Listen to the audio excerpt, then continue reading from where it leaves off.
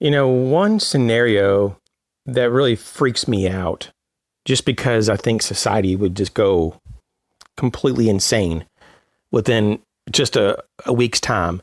And that would be like a true long-term blackout or a grid down scenario. And, oh man, I don't know about you, but I don't even like thinking about this because, I mean, it's a very possible thing that could happen. We're seeing all kinds of problems in California and Texas and other locations as well, just having problems with their electrical grid. And with all the cyber attacks that's been going on, it's not far-fetched at all to think that this could happen in a lot of places. Just, an engineered crisis, if you will. So we know pretty much all the things that could go on, it could happen.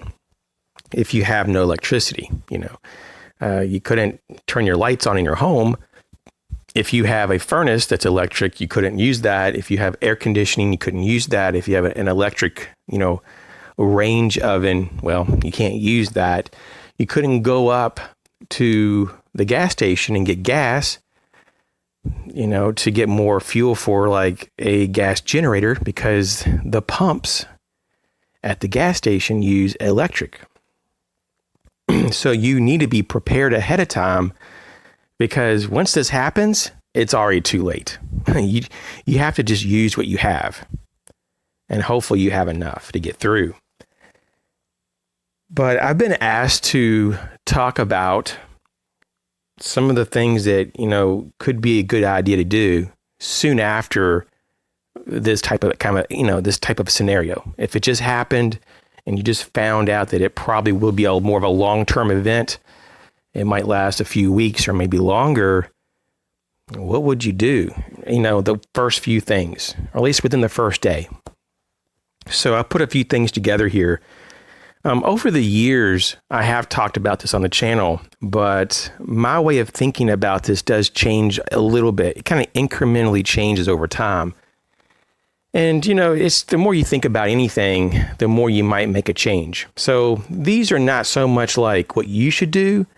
It's just kind of like a suggestion of maybe something to consider. But I would personally just really give a good thinking about this for yourself. Come up with your own plan that makes sense. Don't just use mine. I mean, if it works for you, then go for it. But definitely think this through. So the first thing I would do is go to the breaker box of my house and just turn everything off. And just because it's easy as well, my house is very small. I could just walk around in less than a minute. I could unplug everything. So that would just safeguard the house from doing those two actions against any kind of electrical surges in case they're trying to get things back online. I would fill up any containers or fill up the tub with water before the water pressure runs out, because you got to remember, water pressure is dependent on electric pumps in most locations. Now, I personally have a different situation. I'm not using a city water, service. So I have a cistern and it has a well pump to maintain that pressure. And so it will eventually run out of pressure after enough use. So I would have to provide electricity to that. So it's kind of the same situation. It's just that I'm on an independent system. There's no one else that could leach off of, the water and cause the pressure to go down. But if you use a city water system, a municipal system, you want to go ahead and as quickly as possible get that started, because other people using the system over time will completely deplete the pressure and you won't get any water out. So go ahead and get water stored up now so that you're not dependent on someone else to rescue you because there's no water and because there's no water pressure.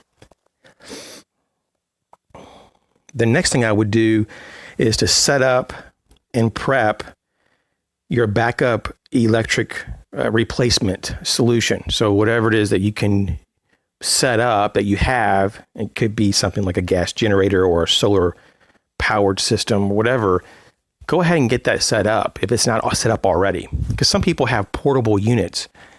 So get that prepped and get it going if you need to have some kind of power. And so it's there when you need it. For some people, it means getting their gas generator out and dusting it off, putting some fuel in it, and just kind of getting reacquainted to it, because it may have been a while since you've used it. The next thing that I would do is to take a quick inventory of my basics, my food and my water and things, just to see what I have, and then kind of do some quick math and get a general idea of how many days I could live off of that, just so you know what you have available to you. This is important because you may at some point want to help other people, maybe your neighbors. But if you only have, like, let's say 2 weeks supply, and they're saying that it could take 2 to 3 weeks to get back online, well, you may not be able to help anyone because you may be lucky just to have enough for yourself. So at some point, you also might want to set up a plan of how to ration what you have if things get really bad. And lastly, one of the things that I would do, this is just for this video. Of course, there's a lot of other things to do. This is just the first 5 things. I would go and check on my neighbors. And if you're one of those people that don't like your neighbors or just don't get along, then that's fine. You can jump on your radio, if you have a weather radio or AM, FM radio, and see if you can't collect some news about what's going on. And at that point, if you can call out, if the cell towers are still working, maybe try to connect with a friend or family member and share some information. So just some suggestions. So I would be very curious about what you would do right after you find out that there's a grid down scenario. Let me know in the comment section. Thanks for your support. We'll catch you later.